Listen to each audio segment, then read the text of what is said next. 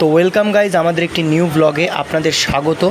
আমাদের এটা হচ্ছে পার্ট 2। পার্ট 1 দেখার জন্য আমাদের চ্যানেলটাকে সাবস্ক্রাইব করুন, লাইক করুন, শেয়ার করুন এবং প্লেলিস্ট থেকে আমাদের যে পার্ট 1 ভিডিওটি আছে সেটি আপনারা দেখতে পারবেন। তো ফাইনালি গাইজ আমরা ট্রেন থেকে নেমে পড়লাম নৈহাটি স্টেশনে। তারপরে আমরা হাঁটতে হাঁটতে বড়মার মন্দিরের সামনে চলে আসলাম। এসে আমাদের এখানে যে লাইন দেখলাম তাতে আমাদের মাথা খারাপ হয়ে গেল। আমাদের কপাল ভালো ছিল যে আমরা অনেক সকাল সকাল বেরিয়েছিলাম, এই জন্য অল্প জনের পিছনে দাঁড়িয়েছি।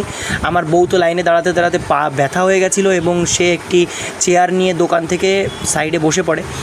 সকালটা শুরু হয়েছিল খুবই মনোরম পরিবেশ নিয়ে, কিন্তু যত দিন বাড়ছিল তত রৌদ্রের তেজও বাড়ছিল এবং আমাদের অবস্থা খুবই খারাপ হয়ে যাচ্ছিল এবং আমরা দাঁড়িয়ে থাকতে থাকতে হয়রান হয়ে যাচ্ছিলাম। ফাইনালি গাইজ আমরা মন্দিরের ভেতরে প্রবেশ করলাম এবং এই যে আমাদের বড় মা, আমাদের কপালটা খুবই ভালো ছিল গাইজ। জাস্ট দেখো একবার, আমরা ফার্স্ট লাইনের ভেতরে ছিলাম।